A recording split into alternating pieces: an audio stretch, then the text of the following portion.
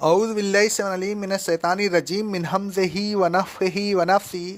سورہ بقرہ کی آیت نمبر 242 سے لے کر 251 تک اللہ رب العالمین کا ارشاد گرامی ہے: اے رسول صلی اللہ علیہ وسلم، کیا آپ نے موسیٰ کے بعد بنی اسرائیل کی ایک جماعت کو نہیں دیکھا جب انہوں نے اپنے نبی سے کہا، آپ ہمارے لیے ایک سپہ سالار مقرر کر دیجئے تاکہ ہم اس کی ماتحتی میں اللہ کے راستہ میں جنگ کریں؟ نبی نے فرمایا، کیا تم سے یہ امید ہے کہ اگر تم پر لڑائی فرض کر دی جائے تو تم لڑائی سے پہلو تہیں اختیار نہ کرو؟ انہوں نے کہا، یہ کیسے ہو سکتا ہے کہ ہم اللہ کے راستہ میں نہیں لڑیں، حالانکہ ہمیں ہمارے گھروں سے نکال دیا گیا اور ہمارے بچوں کو ہم سے چھین لیا گیا۔ پھر ہوا یہ کہ جب ان پر لڑائی فرض کر دیا گیا تو سوائے چند کے سب اپنے قول و قرار سے پھر گئے۔ بہرحال اللہ تبارک و تعالیٰ ایسے ظالموں سے خوب واقف ہے۔ ایک وقت آئے گا کہ وہ ان کو اس سرکشی کی سزا دے گا۔ ان کے نبی نے ان سے کہا کہ اللہ نے تم پر طالوت کو سپہ سالار مقرر کیا ہے۔ وہ لوگ کہنے لگے، ان کو ہم پر سپہ سالاری کیسے مل سکتی ہے؟ سپہ سالاری کے ان سے زیادہ مستحق تو ہم ہیں۔ ان کو تو مال و دولت میں بھی وسعت نہیں دی گئی کہ اسی کی وجہ سے ہم ان کو سپہ سالاری کا مستحق سمجھ لیں۔ نبی نے فرمایا، اللہ نے ان کو تم پر سپہ سالاری کے لیے منتخب کیا ہے اور ان کو علم و جسم میں بھی تم پر قوت دی ہے، اور اللہ اپنا ملک جس کو چاہتا ہے دیتا ہے۔ وہ وسعت والا جاننے والا ہے۔ وہ جانتا ہے کہ کون کس چیز کا مستحق ہے اور کون کس کام کی زیادہ اہلیت رکھتا ہے۔ پھر ان کے نبی نے ان سے کہا، اگر تمہیں ان کی سپہ سالاری میں شک ہے تو اللہ نے ان کی سپہ سالاری کی ایک نشانی بھی مقرر کر دی ہے، وہ یہ کہ تمہارے پاس وہ صندوق آ جائے گا جس میں تمہارے رب کی طرف سے سکینہ ہے اور جس میں آل موسیٰ اور آل ہارون کی چھوڑی ہوئی چیزوں میں سے باقی بچی ہوئی چیزیں رکھی ہوئی ہیں۔ اس کو فرشتے اٹھا کر لائیں گے اور تمہارے سپرد کر دیں گے۔ اگر تم مومن ہو تو اس صندوق کے آ جانے میں تمہارے لیے طالوت کی سپہ سالاری کی ایک بہت بڑی نشانی ہے۔ الغرض بنی اسرائیل نے خوشی یا نہ خوشی سے طالوت کی سپہ سالاری کو تسلیم کر لیا۔ پھر جب طالوت اپنے لشکروں کے ساتھ روانہ ہوئے تو انہوں نے اپنے لشکروں سے کہا، اللہ تبارک و تعالیٰ ایک دریا کے ذریعے تمہاری آزمائش کرنے والا ہے۔ جو شخص اس میں سے پانی پیے گا اس کا مجھ سے کوئی تعلق باقی نہیں رہے گا، اور جو شخص اس میں سے پانی نہیں پیے گا اس کا مجھ سے تعلق باقی رہے گا، مگر ہاں، اگر کوئی شخص اپنے ہاتھ سے ایک چلو پانی پی لے تو کوئی حرج نہیں۔ پھر جب وہ اس دریا پر پہنچے تو سوائے چند آدمیوں کے سب نے اس میں سے خوب سیر ہو کر پانی پیا۔ پھر طالوت اور ان کے ساتھ جو ایمان والے تھے اس دریا کے پار ہو گئے تو ان لوگوں کی اکثریت نے کہا، آج تو ہم میں کافروں کے پاوسا جالوت اور ان کے لشکروں سے لڑنے کی طاقت نہیں۔ یہ سن کر ان لوگوں نے جن کو یقین تھا کہ وہ ایک دن اللہ سے ملاقات کرنے والے ہیں، ہمت نہیں ہاری۔ انہوں نے آپس میں ایک دوسرے سے کہا، بسا اوقات ایسا ہوا ہے کہ اللہ کے حکم سے چھوٹی جماعت بڑی جماعت پر غالب آئی ہے، لہذا اللہ کے بھروسہ پر ثابت قدمی کے ساتھ لڑو، اللہ ثابت قدم رہنے والوں کے ساتھ ہے۔ پھر جب ان لوگوں کا جالوت اور اس کے لشکروں سے مقابلہ ہوا تو انہوں نے اس طرح دعا کی، اے ہمارے رب ہمیں استقامت عطا فرما، ہمیں ثابت قدم رکھ اور کافروں کے افواج کے مقابلہ میں ہماری مدد فرما۔ پھر مومنین نے کافروں سے جنگ کی اور اللہ کے حکم سے انہیں شکست دی۔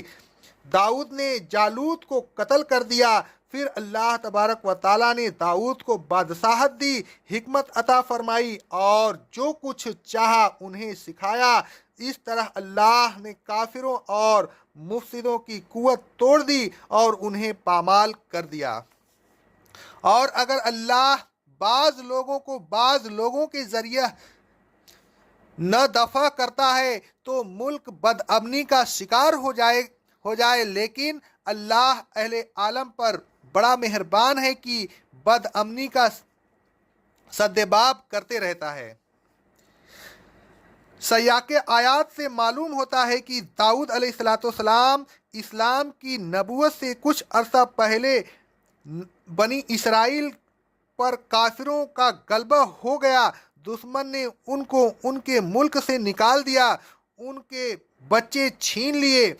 اس صندوق پر جس میں سکینہ اور آل موسیٰ و آل ہارون کے مستروکات تھے قبضہ کر لیا اور بنی اسرائیل کو جلا وطن کی زندگی پر مجبور کر دیا۔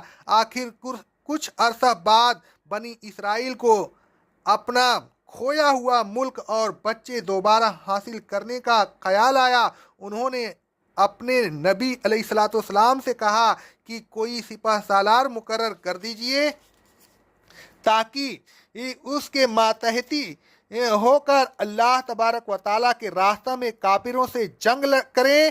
بنی اسرائیل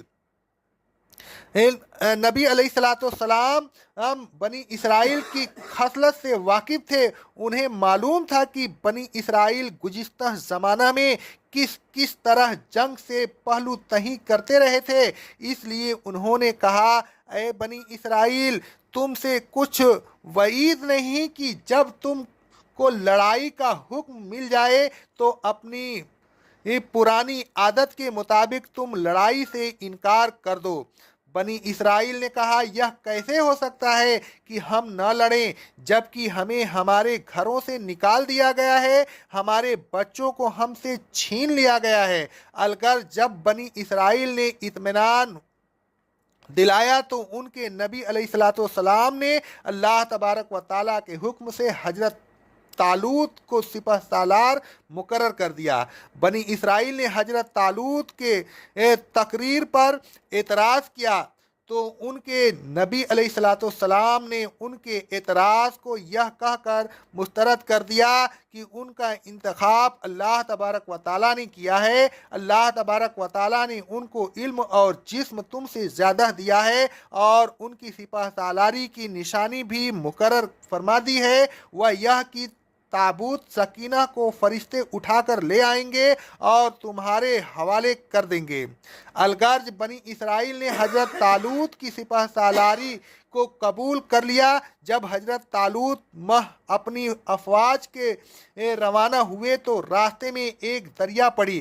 حضرت طالوت نے حکم دیا کہ اس دریا سے ایک چلو سے زیادہ کوئی پانی نہ پیے، لیکن بنی اسرائیل میں سے اکثر لوگوں نے نافرمانی کی اور خوب سیر ہو کر پانی پی لیا۔ باقی زیادہ پی لینے کی وجہ سے وہ لڑنے کے قابل نہ رہے اور ان کی اکثریت نے لڑنے سے انکار کر دیا۔ بہت تھوڑے لوگوں نے اللہ کے بھروسہ پر جنگ کی۔ اللہ تبارک و تعالیٰ نے انہیں فتح عطا فرمائی۔ اللہ تبارک و تعالیٰ کے راستہ میں جنگ پر ابھارنے کے لیے اللہ تبارک و تعالیٰ نے ان ہزاروں آدمیوں کا قصہ سنایا جو موت کے ڈر سے بستی کو چھوڑ کر کسی اور جگہ چلے گئے اور انہیں وہاں موت آ گئی۔ اللہ تبارک و تعالیٰ نے بتایا کہ موت و ذلت تو میرے ہاتھ میں ہے۔ موت کا ایک وقت مقرر ہے اور وہ اپنے وقت سے پہلے نہیں آتی، لہذا موت سے بے خوف ہو جاؤ اور بے باکانہ اللہ تبارک و تعالیٰ کے راستہ میں لڑتے رہو۔ پھر اللہ تبارک و تعالیٰ نے جنگ کا حکم دیا اور اس کے بعد اللہ تبارک و تعالیٰ کے راستہ میں خرچ کرنے کا حکم دیا، اس لیے کہ بغیر مال و دولت کے جنگ کی تیاری مشکل ہے۔ پھر اللہ تبارک و تعالیٰ نے بنی اسرائیل کا واقعہ سنا کر مزید ہمت افزائی کی۔ اللہ تبارک و تعالیٰ نے بتایا کہ جنگ سے ڈرنا نہیں چاہیے، قلب و کثرت کی پرواہ کیے بغیر اللہ تبارک و تعالیٰ کے راستہ میں محض اللہ تبارک و تعالیٰ کے بھروسہ پر جنگ کرنی چاہیے۔ اللہ تبارک و تعالیٰ نے بتایا کہ کس طرح اللہ تبارک و تعالیٰ نے ایک چھوٹی سی جماعت کو ایک بہت بڑی فوج پر فتح عنایت فرمائی۔ اسی طرح اللہ تبارک و تعالیٰ ہر زمانہ میں اللہ تبارک و تعالیٰ کے راستہ میں لڑنے والوں کی فتح عنایت کرے گا۔ پھر اللہ تبارک و تعالیٰ نیک لوگوں کے ذریعہ مفسد لوگوں کو دفع کرتا رہتا ہے۔ اسی چیز کو اللہ تبارک و تعالیٰ ایک اور جگہ اس طرح بیان کرتا ہے۔ سورہ حج کی آیت نمبر 40 میں فرماتا ہے، اگر اللہ بعض لوگوں کو بعض کے ذریعہ دفع نہ کرتا تو خانقاہیں، گرجے، عبادت خانے اور مسجدیں جن میں کثرت سے اللہ تبارک و تعالیٰ کا ذکر کیا جاتا ہے گرا دی جاتی، اور جو شخص اللہ تبارک و تعالیٰ کے دین کی مدد کرتا ہے اللہ ضرور اس کی مدد کرتا ہے، بے شک اللہ قوی اور سب پر غالب ہے۔ اقول قولی ھذا استغفر اللہ استغفر اللہ استغفر اللہ۔